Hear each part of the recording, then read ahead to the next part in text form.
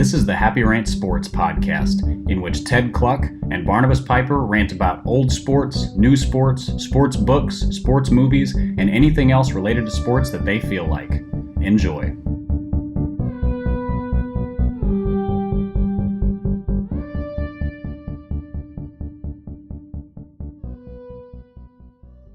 Hey, welcome to the Happy Rant Sports podcast. I am Ted Cluck, joined as always back in studio by Barnabas Piper and Pipe. Much like our boy Ron, I've been traveling for the last 3 weeks, so my home studio here in Jackson feels a little bit foreign. I'm just getting back here, getting my bearings, but I returned to civilization with some happy news awaiting me, Piper, and that is that Johnny Manziel, our favorite CFL quarterback, star of the Manziel Minute here on the program, was traded from the Hamilton Tiger Cats to the Montreal Alouettes. So in addition to NFL training camp starting, we've got a big Manziel trade that we need to unpack. And Can I just start by saying that those two team names trump anything sorry, trigger warning, I used the word Trump. Yeah, exactly. They completely defeat any team name that the NFL has to offer. Dude, they so do. And I don't know what a Tiger Cat or an Alouette is, but the names are way cooler. I think we've talked about how redundant Tiger Cat is. That's like saying dog pit bull, you know. But I do love it. And I can tell you this too, in case you haven't watched a lot of CFL this year, I'm not making any assumptions one way or the other, but those two teams have magnificent uniforms. And I think those two teams' uniforms would be top fivers if they were in the NFL. So tip of the cap to the CFL, to the Hamilton Tiger Cats, and the Montreal Alouettes for pulling off an interesting trade here mid-season. Manziel was kind of languishing on the bench behind a guy named Jeremiah Masoli there in Hamilton, who was playing really pretty good football. He was one of the best quarterbacks in the CFL in the back half of last season. So it was a weird log jam in their quarterback room. To his credit, Manziel said all the right things about the Hamilton experience. You know, got along well with Masoli, was happy to be there, enjoyed working with June Jones and his staff. But he is off to Montreal. Montreal, Pipe, just for a little context, has been the most abysmal team in the CFL for the last 2 or 3 years. They've just been really, really bad. So what you're saying is the man who was drafted by the Cleveland Browns is now going to the Montreal Browns. He basically is. He's going to the Montreal Cleveland Browns. However, I have become sort of a Montreal fan this year, in part because of their sweet uniform, but in part because I sensed that they were going to trade for Manziel. So I've been following Montreal, and I have to tell you, their roster isn't as bad as it appears at first glance. So I think Montreal is trending in the right direction. They have some players on their team that I really enjoy watching, and I think Manziel could be an interesting catalyst for that team in terms of opening up their offense. And quarterback it was one of these trades where quarterback was really the weak link for them. They kind of had nobody at that position going into the season, and they needed to make a move of some kind. So which is to say they were doomed, because like you can get away in other sports with not having a star at a position. You can't get away in football without having a good quarterback. Dude, right, unless you're completely loaded everywhere else, like the Jacksonville Jaguars. So yes, they're a player too. It does happen. Dude, right. So they were literally 1 or 2 plays from going to the Super Bowl this last season. You know, we were 1 or 2 plays away from, Blake Bortles beating Tom Brady in a championship game. And so I think Jacksonville is kind of trying to work that model, but in a league that's so spread out and so pass heavy, not having a guy back there who can really pull the trigger on a consistent basis. Montreal was they were hamstrung by that. So Pipe, let me explain this trade. As a CFL fan, I'm going to do my best to unpack this for you, and then we can talk about maybe which team got the better of this trade. So Montreal sent their elite pass rusher, Jamal Westerman, who was in the league for a little while. Westerman's interesting in that he's actually a Canadian national. So he's a Canadian national. He played for a little while in the league. I think he played for Dallas and Green Bay. He's been in Montreal as one of the top 3 or 4 pass rushers in the league. So did he go to college in the States, or did he play like at University of Toronto or Ontario or some of those? Because there are some collegiate football teams in Canada that they don't get any publicity, but they're around. Was he a stateside guy? He was a stateside guy. So I'm actually looking it up right now. Okay, so he played in Buffalo. He played for the Jets. He had a brother who went to Eastern Michigan, who's also on the Montreal Alouettes. But Jamal Westerman played at Rutgers. So he's 6'2", 257. He's 33. Interesting thing about the CFL pipe, they kind of let players go longer. And a lot of their best players are older, which is an interesting thing to me. I think the NFL has a little bit of an age bias in that, like, if you're 25 and you haven't, become a star or a starter, like, they pretty much give up on you. But Westerman's 33. He's probably one of the best pass rushers in the CFL. So I think it's an interesting league in that there's something to be said for, letting a guy kind of mature into the athlete that he's going to become. So Westerman goes to Hamilton, so he will immediately bolster their pass rush. And what's interesting about it is he gives them a real interesting chess piece in that at any given time in the CFL, you have to have a certain number of Canadians on the field versus a certain number of Americans. So it's called the ratio. Is that a rule? It is a rule. Yeah. So if this was the United States, they would get, just some. I realize the entirety of Canada is left-leaning, but apparently not that left-leaning. Because in the United States, if that was the rule, imagine the rancor that would cause.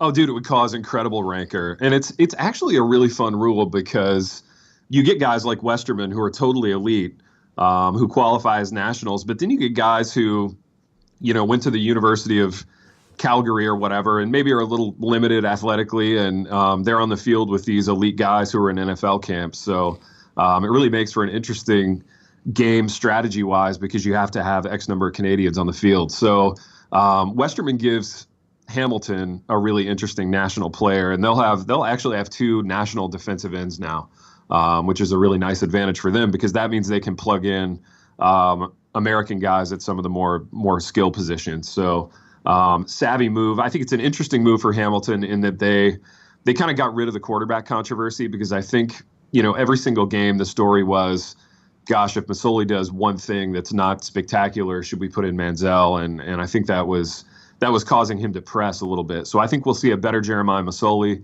I was just looking at it. It looks like he's been absolutely shredding this year, though, just in terms of just tearing up defenses. Dude, Masoli has.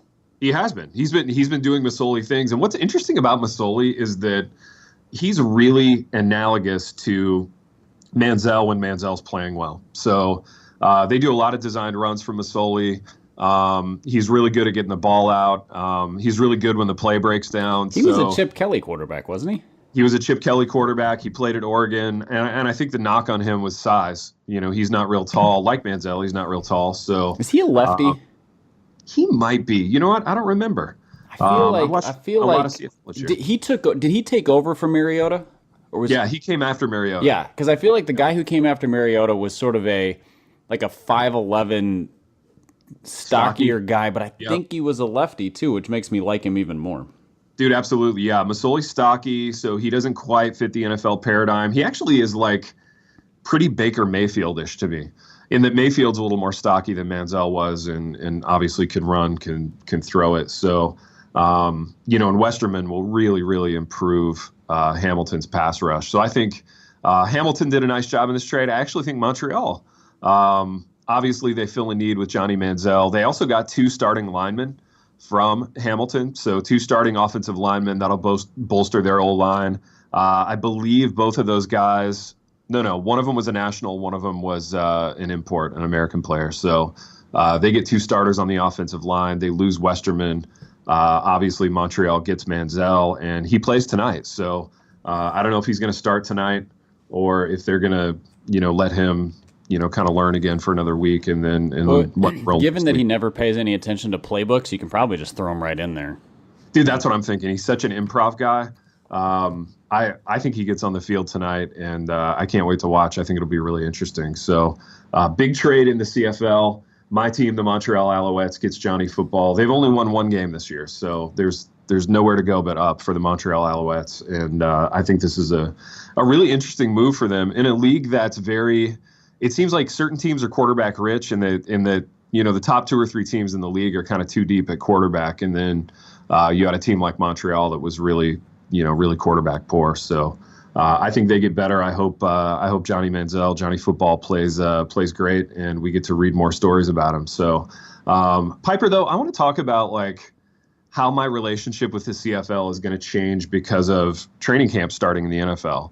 I feel a little bit like I'm cheating on the CFL now with the NFL.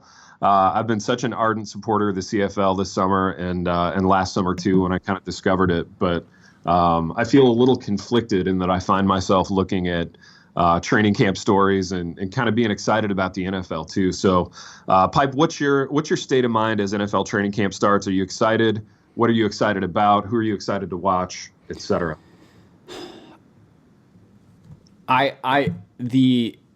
Well, first of all, it's 111 degrees outside, and I'm sweating just thinking about it, which means it doesn't feel like training camp should be starting. It feels like it should be a little ways away, but it is. Absolutely. So the impending pleasure of football season is wonderful. You know, my kids are going back to school next week. My football season is starting. This is a wonderful time of year. It's the most wonderful time of year, especially because Ronnie Martin's not on this podcast. So big picture, it's awesome. As a Vikings fan, I'm still reeling from last year. Dude, really? Talk about that, man. Because usually training camp kind of signals the wiping away of last year, the clean slate. Everybody's full of optimism. Everybody's team's going to the Super Bowl. So talk about your feelings vis-a-vis last year, and do you think there's going to be any like residual hangover effect from the team itself on that? Well, answer the second question first. I don't think there will be a hangover effect because like if they kind of ran it back again, it would be hangover effect, with Keenum and whoever else. But they're getting back Dalvin Cook, who missed most of the year, and then they signed. He's such an explosive player, man. That's frightening. He's the reason I'm excited to watch them because that's pretty fantastic. They didn't really add anybody in the offseason. They brought back their defense. They drafted, a couple guys who were potential starters. They added a little depth on the O-line, but basically running it back again. But then they signed Kirk Cousins, and that's, so when you have a new quarterback, it feels like a whole different team. Yeah. The thing is, they went 13-3 last year, and it was sort of a magical season in the sense of they had a great defense and an offense that was opportunistic and made some plays, and Keenum played over his head. And I think there's like a 11% chance they go 13-3 again. I totally agree. I think they're like an 11-5 team, which is really good, but it's going to feel potentially like a letdown, even though that's still really good. I agree, and I think they caught the rest of the NFC North in a down cycle last year. Yep. They knocked Aaron Rodgers out. They knocked Aaron Rodgers out. Green Bay had a lot of other injuries at wide receiver and running back. They didn't really figure out until the end, and the Bears were a mess last year. I think, not just because I'm a Bears fan, but I think the Bears are going to be a really interesting team this year in that they basically bought themselves a receiving core. They have brand new players at both wide receiver positions and tight ends. Trubisky's a year older, so I think the Bears are going to be much more formidable this year. Yeah, their new head coach, Nagy, is supposed to be, he's sort of from the Andy Reid tree, so a creative offensive guy, which should be good for Trubisky. They've got good running game, decent offensive line. Jordan Howard, solid defense. Like they're especially their front seven is really strong. Yeah, I think they're the worst team in the division. But they could be a 7-win team, Dude, they totally could. Totally could. And the Lions are, who knows what they are under Matt Patricia, but you have Matt Stafford, and that means that you can put up yards on anybody. You might turn the ball over, whatever. They're a little inconsistent as well, but again, that's probably a 7 to 9 win team. Yeah, and I think it's going to be a tough division for. And Aaron Rodgers is terrifying because he is. I think Brady is the best quarterback in the league consistently. I think Rodgers has the highest ceiling by far. No, I agree. A great Rodgers game at this stage of both of their careers is better than a great Brady game. I think Brady. He can just make plays that nobody else in the NFL can make. And so that means that, if you're leading 20-16 and they're on they have 90 seconds left, it's terrifying because they can absolutely score a touchdown from anywhere on the field at any point because Rodgers is nuts. And so as a Vikings fan, I feel like it's going to be a rough season. I don't trust Kirk Cousins. I think he's fine, but like, I don't think he's that much better than Keenum in terms, especially not given the money. And and then last year was just one of the highest points in my Vikings watching year, followed a week later by a very typical just getting it handed to him in the NFC Championship game. It's really hard to be super geeked about this season. Pipe, this is an interesting year for you emotionally because I think, you're kind of treading on new ground here, in that you have a good team with like freakishly high expectations. I don't like high expectations. I'm just in life. Yeah. In life, I am opposed to high expectations. I like moderate to low expectations so that everything is a pleasant surprise. Like last year was a delightful surprise. Absolutely. And this year, you're going in as the front runner with all these expectations. And I want to be clear about something vis-a-vis our friendship, though, as we move forward with the sports podcast. And the audience knows that I do not like Kirk Cousins, but I just want to free you, Piper, to be excited about him and excited about the Vikings as the season moves forward, because I will be enough of a pro on the program to be able to hear you. I don't want you to feel like you can't like gush about the Vikings if they get off to like an 8-0 start or something crazy like that. So here's the thing, as a Vikings fan, if they get off to an 8-0 start, I'll be waiting for Kirk Cousins to break his hamate bone or something. Like the other shoe is a perpetual thing that drops. Dude, and right. So, even as I say that, I almost think like an 8-0 start is like the worst case scenario for you. Like you will be a mess emotionally if they start 8-0. Right. If they win 2 out of every 3 games, so they go 2-1 and then they're 4-2 and 6-3, like that will feel okay to me, because like the other shoe is being put off by those occasional losses, especially if there are no catastrophic injuries during that process. Yeah. So if they go like 11-5, they win the division. That's probably emotional best case scenario for you.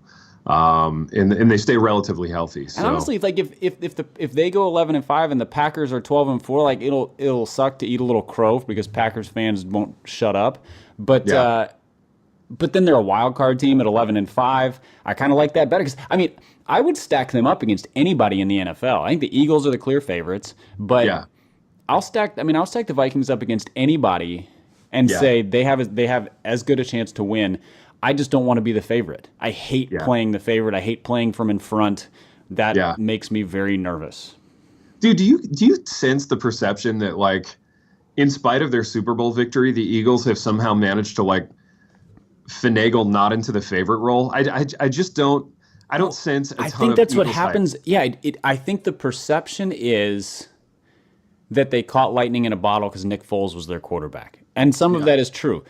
Yeah. But then you have to remember that Carson Wentz was playing at an MVP level for 13 games, something like that. And if he comes back, at 80 or 90% of himself, or 100% by the end of the year, that team is bonkers talented. And they kept their head coach. They lost both their offensive coordinators. That might hurt them, but the system is in place. Like and they added Michael Bennett. And didn't lose anybody of note. They're scary. Dude, they are scary, and they're just like doubling down on pass rushers. Yeah. They're just getting like freakishly deep up there. They have so many guys who can do so many things. So I want to play a little word association with you, Piper. I'm just going to throw out names of players or teams or coaches, and I want you to respond to them, because I think there's some really interesting storylines going into this year. There's some teams that I'm just like beside myself with excitement to watch. And I can't remember necessarily feeling that way going into an NFL season for the last few years. So the first name I want to throw out is John Gruden. John Gruden, new head coach, Oakland Raiders. The team's moving to Las Vegas. Gruden hasn't coached in a long, long time. Big personality. What's your feeling on that? I think John Gruden is playing possum. Interesting. I just encountered I was another columnist who wrote this. I don't remember who. I wish I could give credit by name. I don't want to steal anybody's ideas, but he's been out of the league coaching wise for close to 10 years, maybe, and the game has completely changed in that time. And so there's this perception, especially given who he's signing. It's a lot of older veteran guys, the way that he talks about establishing the run, which is not the way the NFL works anymore. Yeah. But I think he's playing everybody. Interesting. I think if you go back and watch, his last 8 years of, the quarterback camp thing that he's done on ESPN and his Monday Night Football stuff, I really don't like listening to him talk. He annoys me. Yeah. But the man knows football. He does. And there's no way that he has missed how football has developed. Yeah. And he's interacted with every head coach. Yeah. Every quarterback, every up-and-coming quarterback, which means he's also interacted with the college game. And so I think that maybe not first year, just because there could be some sort of like he's got to limber up a little bit as a coach. Yeah. Yeah. I think he's going to be a really good coach again. Dude, it's interesting. Derek Carr might be the best quarterback he's ever had. I mean, Rich Gannon aside, Rich Gannon was really, really good. Rich Gannon had a great year, but but he was never good any other time in his career, which makes you think that that might have been thanks to Gruden. Dude, Rich Gannon actually is proof of my older quarterbacks theory, which is I think he got better as he got older, and he never really got huge opportunities until he was in his mid-30s. But you look at the quarterbacks that Gruden rolled into seasons with previously in his coaching career, and it's not an impressive list. No. I mean, we're talking about guys like Sean King and Brad Johnson, and Gruden always got it done with Brad Johnson's another one who got better as he got older. That's it. Absolutely. Absolutely. And I think Gruden got a lot out of those guys. So to me, it will be very interesting to see, what he gets out of a Derek Carr who kind of regressed a little bit last year. So, there was a lot of Derek Carr hype and excitement 2 years ago, but last year he kind of came down to earth. So it'll be interesting to see what he gets out of both Derek Carr, if he can resurrect Amari Cooper, who was an elite receiver out there a few years ago and kind of regressed a little bit last year too. So that one is going to be very interesting. Next team, Piper, Cleveland Browns, a team that I'm very excited about. Big roster moves in the offseason. We've got a little bit of Josh Gordon drama that broke yesterday or the day before with him not reporting to training camp on time, which I think is massively worrisome to the Cleveland Browns community. What do you make of this team? Well, on the Josh Gordon thing, my understanding was that he let them know that it wasn't going to happen, so there wasn't a dispute. It seemed like a voluntary, like a therapy kind of thing where he's. Gotcha. It sounds like he's in an adult, mature way trying to handle his struggles with addiction, and that doesn't mean that he's relapsed, but. Reading between the lines, I wonder if he looks at training camp and kind of getting back into the NFL life and knows that there are some triggers there. And so he's trying to get himself right before getting into that situation. So it could be worrisome, but only in the same way that everything about him is worrisome, because his career and in some cases, his life is kind of hanging by a thread. But I don't know that means that he's just not going to be around this year. He could come back and do really well. I hope that's the case. He's an awesome player, and then also just for him as a person to bounce back. Dude, when he's right, he is so freaky. Yeah. I mean, he's like top 5 in the league when he's right. Yeah, he's like Terrell Owens with hops.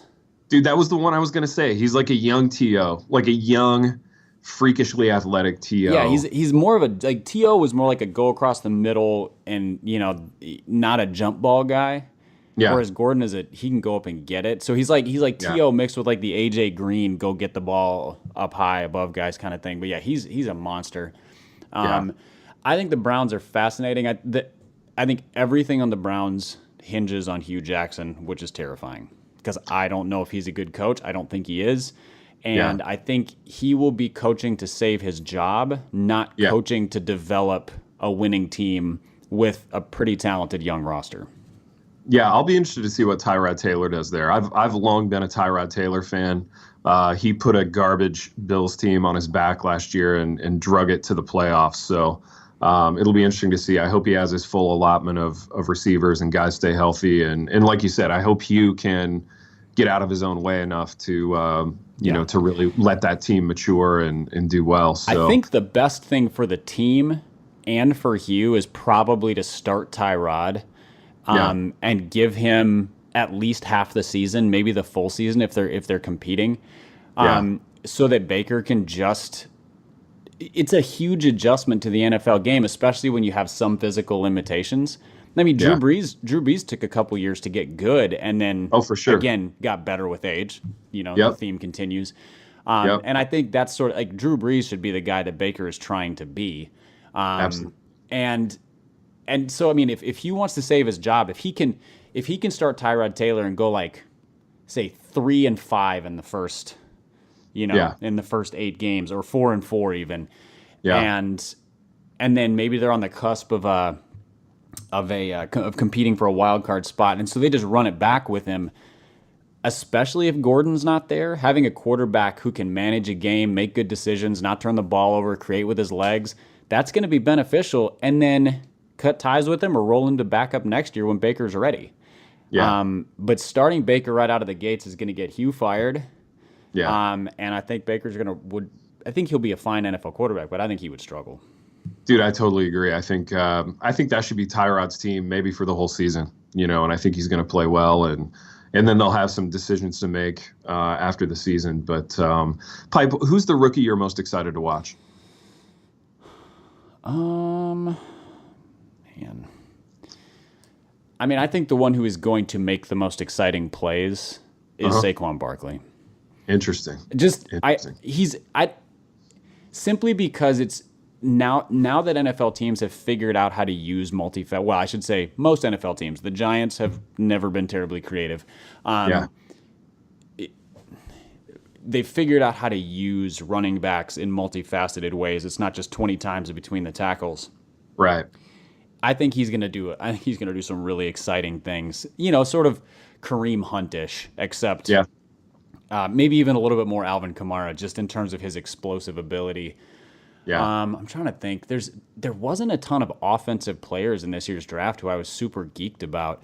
I think it'll be fun to see what Sam Darnold can do with the Jets, because it's funny. He was probably the highest rated quarterback by most people. Yeah. And he's the one that very few people are talking about because the Jets are just sort of a boring non-entity. But a rumor has it that he is just showing out so far and looks amazing.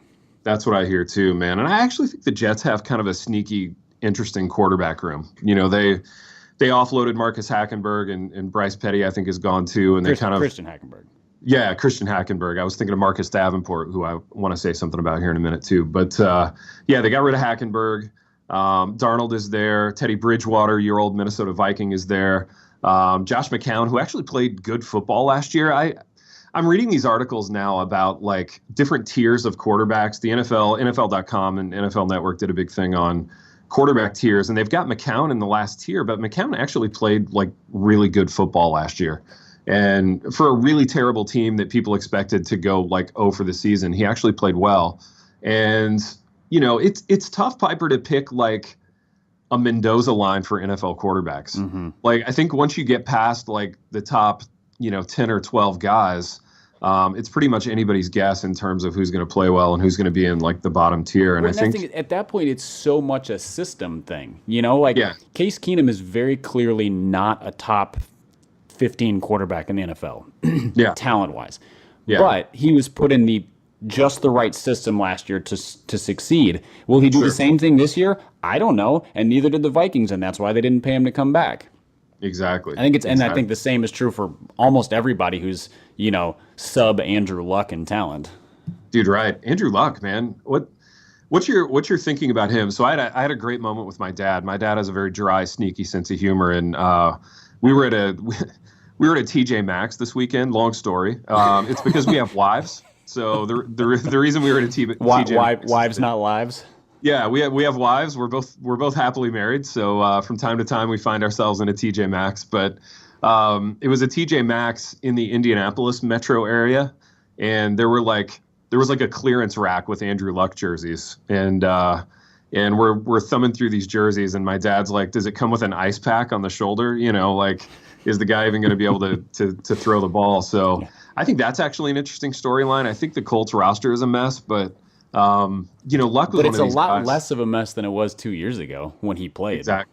Yeah, exactly. It's showing signs of life at least. So I think a healthy Andrew Luck makes for an interesting storyline this year. And like, where do we rank a guy like that? What tier does he slide into, provided he comes back and he's healthy and he's kind of a fraction of what he once was. So Well, he's had such variance in his career because he had a rookie year, which was rookie-ish, showed a lot of promise. And then he had a year where, he was MVP level. And then he had a year where he was like, whatever, a 30 touchdown, 20 interception guy and got hurt. Right. And so he hasn't shown for any stretch of time, he hasn't done the Aaron Rodgers, like he is an elite player, or the Russell Wilson, you kind of know what he is. So yeah, I hope he is healthy because I like him as a player. He's really fun to watch. He's sort of Ben Roethlisberger without all that attitude and baggage. And the NFL is just better when all the quarterbacks are good. Yeah, totally, dude. Totally. I want to see him. I want to see him show out this year. And it's interesting to me. He seemed like really good player stuck on a really bad team, trying to do too much. So as we bridge into the NBA offseason, like who's the NBA analog of that? So like super talented guy with a garbage team, just trying to do too much in a way that sort of hinders his development. LeBron James. Yeah, that's true. That's Even true, more so this year because he left Cleveland and went to an LA team that is now worse than that Cleveland team was, I think. Dude, so true. Especially because they've signed every head case besides Dwight Howard. Dude, can we talk about that? Can we talk about like how quickly you think that team is going to just come apart? I think it's going to be like one of the greatest gong shows in the history of sports. We're like gearing up for that in the NBA with the LA Lakers next year with LeBron. Just talk about that. Talk about that move. We haven't talked much NBA since all this stuff went down. Yeah, I mean, I think we recapped the draft and then we took a few weeks off in free agency. I mean, honestly, not a ton happened in free agency, but there was a small number of huge names that did interesting things, and so LeBron being the most interesting. First, I don't think it was any surprise he went to LA. I hoped he would stay in Cleveland, but I totally understand why he left because that team they're just not very well managed. There are those who will say that's partly on him because he's the pseudo GM. Maybe. I don't know how true that is. If he's the pseudo GM, he's certainly not at the Lakers because I guarantee these aren't the guys he wanted. But then they got Lance Stevenson, they got Michael Beasley, they got Rajon Rondo. I feel like I'm missing somebody in there. Dude, Michael Beasley, what a great super hyped name of, I don't know, 5 or 6 years ago, whenever that was. Yes, in full admission of, everybody has terrible sports opinions. Sure. I was certain he was going to be better than Derrick Rose. Yeah. Because, I think Rose went number 1, Beasley went number 2, because he was a 24-12 guy in college. And it was just a couple years after Durant. He put up real similar numbers to Durant. I knew he wasn't the same kind of player. What I didn't realize is that he also... 24-12 production on the court is equivalent to his production in smoking weed. Like that's he is an elite pot smoker. And so, you know what, and you look for that, And so I didn't realize that at the time. But so this is now LeBron supporting cast alongside Brandon Ingram, Alonzo Ball, and Kyle Kuzma, this promising young trio. Yeah. And I just look at it and I go, okay, well, if they had brought in like, I don't know, like Wayne Ellington and some of these guys who are just like solid veterans with a distinctly decent skill set to put around LeBron and the young guys, that's a team that they're not going to beat the Warriors because nobody is, but they're going to compete. The young guys can develop, and instead they brought in a bunch of guys who are going to be a terrible influence, who are going to hog the ball, who are going to ruin development, and LeBron is going to snap, I think. Yeah, I think he is too. Yeah, I don't think he's going to do the Cleveland thing where, at least in Cleveland, he knew he was dragging that team to the finals.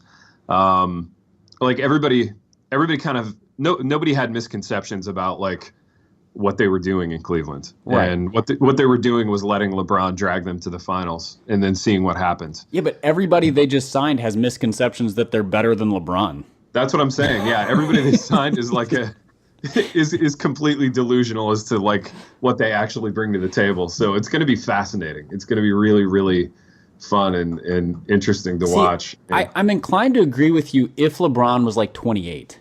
Yeah. But what bugs me is that I know that the Lakers' intent is to get another superstar or two alongside him. They really gunning for Kawhi next offseason. Yeah. But they're functionally wasting one of the very small number of years that LeBron has left. Dude, right? It's sand in the hourglass at this point. I mean, the only way this works in their favor is if LeBron sits out half the season sort of voluntarily here and there. He's like, I have a sore ankle. To sort of save himself, because the man is 30. He's 33 or 34. He's been in the league since he was 18. Right. He's been in the finals for 8 straight years, which means he's played an additional somewhere between 2 and 4 full seasons in playoff games, which are even more rigorous than regular season games. Absolutely. So the fact that they're just burning this year makes me sad, because he's the best player of this generation, possibly the best player ever. I'm still Team Jordan, but and they're just wasting the year, and that bothers me. Dude, so if you're the Lakers this year, do you go like full pitch count on LeBron and just like look at the schedule and plan to shut him down for certain games? Oh, and you go like full Greg Popovich when Tim Duncan was 39, and he doesn't really play the second night of back-to-backs. He sits out, he'll sit out if like, Memphis or Minnesota is coming to town, where it's like, that's going to be a competitive, rugged game, but it doesn't really matter, and we're not, and if they miss the playoffs, so what? And in the West, there's a shot that they do miss the playoffs. Oh, most definitely. Because it's a loaded conference, more so now than ever. Exactly. So let's talk about the West. Let's talk about a player and a personality that I really like going to a team that I really don't like. Which is Boogie to the Golden State Warriors. Now, this just strikes me as like, Exhibit A1 of the rich getting richer. And I just kind of feel like the rest of the NBA should just, take the season off, and they should play with 4 teams, and they should start the playoffs like, in a few weeks and just let it play out. This is crazy to me. How this happened. So here's why I don't think people need to be upset about Boogie going to the Golden State Warriors. If all you're looking at is Boogie's last 2 or 3 years going to that Warriors team, so you're like, he's skills wise and production wise a top maybe 3 big man in the league. Yeah. Attitude wise, questionable. Clearly, here's the thing: he's not that guy right now. He is a large man with a ruptured Achilles tendon. That's true. Who took that deal because he would have taken a 2-year, $30 million deal if that was on the table. Yeah. But I don't think it was from anybody. Dude, let's talk about precedent on like big athletes coming back from Achilles. Like, what does that look like? Do we have much in the way of precedent there? And if so, like, how has it gone?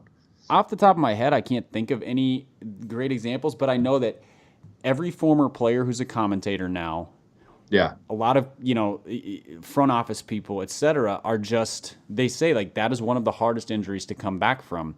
I think Kobe was a ruptured Achilles who came back. Yeah. And, he was a shell of himself afterwards. He still put up numbers, but that's because the Lakers let him take 38 shots a game. I was going to say that's because he shot every time down the floor. And here's the thing. Kobe was one of the most maniacal workers of anybody in NBA history. Sure. And Boogie is not, to put it lightly. He's maniacal, but not the most maniacal worker. And so there's a decent chance that he will never be the same player again. That's true. He's not coming back until January at the earliest. If he does come back in January, he won't be kind of play himself into shape until March or April. Right. Again, if the thing is fully healed, there's no complications. So what this was the Warriors spending their like lower level, mid-level exception on a it's like getting a bullpen guy at the trade deadline in baseball kind of thing, where you're like, well, he'll help us maybe in the playoffs. Sure. Maybe, but there's still like we don't know that. And so they basically what they're saying is, we like the team we have. If we get something out of him, great. If not, it was $5 million, which in the NBA doesn't mean anything. For Boogie, it's a chance to get in the postseason for the first time ever, maybe. Yeah. And that's it. I mean, it's really actually a low wattage move with big names. Dude, right. It's a low risk, potentially high reward move. But even if the reward isn't high, like nobody's really out anything. I will say I loved the move from Boogie's perspective. Oh, most definitely. Most definitely. It makes a ton of sense for him. It's a great situation to rehab in the sense that, I think it'll keep him motivated too, because the chance to come back on a really significant team is a big deal. And if he comes out of there with a reputation for working well with the other guys, not, he's not fighting with Steve Kerr, he's not pissing off Kevin Durant, Steph Curry saying good things about him. That means that if he's 90% of his previous self, he's going to get a huge contract from somebody. And, whether it's the Lakers or whoever else who have money next offseason, because he's proven that he can mesh in a pretty tight system. Yeah. Yeah. No, most definitely. I think it's a really compelling move. Pipe, let's talk about one more NBA move. This is Kawhi to Toronto. And in the same way that I explained a Canadian trade to you, I want you to explain this Canadian trade to me. We have another player that we both really like. I think we both are big Kawhi Leonard guys, but talk me through this one. Yeah, this was an interesting one because there was so little backstory on it. It was mostly just confused silence, kind of where's Kawhi at? All of last season he missed all but 9 games. His teammates kind of threw some shots at him. His coach seemed pretty tense about it. There just didn't seem to be a lot of clarity on how healthy he is and where's his head at and what does he want out of the game. And so it just sort of became an untenable situation where San Antonio couldn't bring him back, or he just didn't want to be there. Yeah. So they flipped him. Again, there's still not, I don't think anybody knows how healthy he is. If he's going to be 100% this year. If he's going to be 100% this year, Toronto made a great deal. Because they got a top probably 5 or 7 player in the league. 2 years ago, he was a top 3 or 4 player in the league. Most definitely. Like LeBron, Durant, Kawhi, those were the guys. And former Finals MVP, whether or not that was deserved. And then they gave up DeMar DeRozan and Jakob Poeltl, who is, he's just a nice rotation big man, kind of, the kind of guy who will play until he's 38 because he's smart and rebounds and is in the right position. Popovich will love him, And then I think there was a protected first round pick in there, which is always nice for the team. Yeah. But I think it's really interesting for both teams because San Antonio, when you lose Kawhi, you don't have any stars left. And so you have LaMarcus, who's okay. But that's a team that could be ready to rebuild, but it's the tail end of Pop's career. And so they don't want to rebuild. So they go out and get an all-star level guy in DeRozan, who's a weird player because he never shoots any threes, or if he does, he's not very good at it. But he can score, and he's, by all accounts, a good teammate, and he's kind of built himself into a really good player. Yeah. And you give up this elite guy, but nobody knows where he's at. Toronto's in a position now where they have 1 year to try to get Kawhi to stay there. I think that's what they want. But if he walks, I think that's also something they're fine with because they know that a rebuild is coming. And it's a lot easier to do that if your star player signs somewhere else and you're like, well, we don't have any choice but to, dump Kyle Lowry and then rebuild. So it's they sort of hedged their bets and got a superstar at the same time. Yeah. So I'm intrigued. I don't think San Antonio is going to be any fun to watch this year, though. Right. It's going to be a bunch of dudes shooting contested 17-foot jumpers is what it's going to, and then shooting free throws. That's the entire team. Exactly. Pipe, can we talk about things that aren't fun to watch? And this is a little bit of a rant that I have, and it regards NBA Summer League. So first of all, before I get into this, do you watch NBA Summer League games? No, I watch the NBA.com highlight videos afterwards just to see kind of who did what. I pay attention to the reporting on it. Yeah. But I'm not going to watch those games. It's like watching YMCA guys or YMCA games of guys who can jump.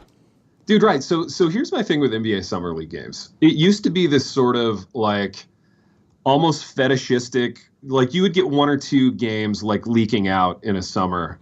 And I feel and correct me if I'm wrong, Piper, but I feel almost as recently as a decade ago, they were playing these games outside. They were playing in practice jerseys. It seemed like something different. You know what I mean? Well, there was actually 2 leagues. One was in Orlando and one was in Vegas. And but they were almost think high school basketball camp scrimmages was sort of the feel of it. There was multiple games going on in a field house kind of thing. And it was super fun in that regard. Like I remember running across summer league games like 5 or 10 years ago and being like, "Oh, this is cool." Like it felt like an inside look at something. So now I feel like ESPN runs every summer league game. They're in the arenas. They're in like game type uniforms, and I just feel like oh yeah, they're like sponsored. It's like these are they look like European soccer jerseys almost in terms of like the sponsors like and European everything. soccer jerseys, but they also look like NBA uniforms in the sense that like they're of that quality. They're in the arenas. Some of the arenas are as full as they would be for a marginal NBA game anyway, and yeah, it just creates this weird effect where it's like I'm never away from the NBA. The NBA is like an annoying child that like won't, give you 10 minutes to like collect your thoughts in a room. You know what I mean? They're just there all the time. And they're going to be there again when the season starts in 20 minutes. And I just feel like I need summer league games to go away so that I can enjoy the real games and so that there can be a sense of like a fresh beginning. You know what I mean? When they skew fans' expectations so much because oh yeah, I mean if they were viewed like say spring training games in baseball, that would be okay because spring training is sort of like it's like the fun warm up to the season, but nobody's like watching those games. Dude, right? Nobody's trying to like infer much of anything from those games. Yeah. You're happy those games are there because baseball's been gone for a few months. Yeah, you pay attention to how your new acquisitions are doing and things like that. And it's a little different because it's the full roster, not just the prospects. But that's one of the things about the NBA Summer League that's so weird is that it just creates a sense of like superstardom for guys who are G leaguers. Like they're never going to make it in the NBA, but they can dunk all over people in this league. Yeah. And guys like Trae Young, for example, who started off summer league so bad. And part of me was like, well, that's what I expected. And then, of course, he settled in and became a really good player, and he did really well. But what does that mean? Who knows? Yeah. Because he's playing against a bunch of guys who don't know how to play defense. Exactly. And it skews things. It creates hype where there should really just be sort of like an eyebrow raise. Like that should be the reaction. Like, that's interesting. And instead people are Stephen A. Smithing up over how exciting these rookies are or how bad they're doing or whatever. Dude, I know it's crazy. And there must be some demand for it or else, or maybe ESPN's just like filling time that would otherwise be allocated to like the Midwest Poker Tour or the hot dog eating contests or like the fact that cornhole tournaments are on TV now to me is just like that's like a come Lord Jesus moment. Like there's not much hope for the world anymore. I blame the Olympics because people get every 4 years people get all geeked up about curling, which is essentially just cornhole. It's cornhole on ice. On ice. Yeah, like it's crazy. You can't those people are not athletes. Right. They're competing, but they're not athletes. Poker tournaments. The fact that poker has become a TV thing, or it really did during the rise of Texas Hold'em probably 15 years ago. But that's how does anybody watch poker on TV? Yeah, Come Lord Jesus is a good response. Burn it all to the ground is a good response. Yeah. Just give me play replays of like Kenny Stabler's best games or something. Like totally. Just do something besides this nonsense. Something athletic. Yeah. Even in the early days of ESPN, there was like, they were putting Australian rules football on and it was this weird thing, but at least it was super athletic and guys were like, tackling each other and running a whole bunch. And you're like, I don't even know what I'm watching, but this is kind of cool, and it's ESPN and it's 2 a.m. Or like the strongest man competitions were like these huge Norwegians are like throwing tree trunks over their heads and stuff or pulling Mack trucks. Like I'm not that interested in the winner of it, but I'm fascinated by the ability of these guys to do that thing. Dude, right. You get the sense that you're watching athletes, whereas, poker, cornhole, I don't know, man. It's grim. I think I'm just getting old, Piper. I think I feel like the basic premise of this should be if your average viewer can do the same thing these people are doing, it probably shouldn't be on TV. I agree. Yeah, anybody can sit and play poker. I mean, things like golf are kind of borderline until you realize the precision with which they play. And you're like, the average person can swing a club, but they can't do that. Yeah, and all the golfers are like super athletic robots now anyway, so they are athletes of a kind. You know? Yeah, I mean, you watch. They're like super athletic, waspy, hot robots. You know, it's like watching a 90s like boys boarding school movie, and they're all like Chet Danbury. You know, what was the name of that? What was the name of that? Brendan Fraser, Matt Damon was in it. Dude, School Ties. I love that movie. That was a great movie, but yeah, it is. I mean, the whole point was that they were waspy white dudes, and then one of them was a secret Jew. One of them was a secret Jew, and all the other guys were named like Chet Danbury, and they were all treating the Brendan Fraser character badly. That's a great movie. But the funny thing is, Brendan Fraser's character could have actually been named Brendan Fraser, and it would have fit right in. Like, that's the perfect name for that. Dude, it is the perfect name. He could have been one of the waspy douches, you know. Yeah, dude, I feel like the 90s was the king of like boys boarding school movies. You know what I mean? We had a whole spate of them in the 90s, and then we kind of went away from that. So I mean, it's probably for the best given the stories that have come out about boys boarding anything since then, but dude, that's true. Yeah, that's so true. We've lost some innocence since then. It's the end of an era, man, for sure. And Piper, I feel like we're nearing the end of this program in that we've started at Johnny Manziel and we've ended at boys boarding school movies in the 90s. So Johnny Manziel might have benefited from going to a boys boarding school. Might have kept him on the straight and narrow. He might have. Now here's an interesting hypothetical to end the show with. Could Brendan Fraser's character in School Ties, who was also a quarterback, could he have kept Johnny Manziel on the bench? Would it have been another Hamilton Tiger Cats type experience for Johnny if he had gone to the same Tony boarding school that Brendan Fraser's character went to? See, I think to mix my sports movies, Johnny Manziel would have been Sunshine from Remember the Titans, who shows up and takes the job. He kind of has to wait his turn, but then he gets his chance and shows what's up. But I think Brendan Fraser's character would have been sort of teammate enough to take a back seat and go play safety or something. Dude, yeah, I feel like Brendan Fraser, he was tall, he was athletic, he could run. I feel like he would have moved to tight ends.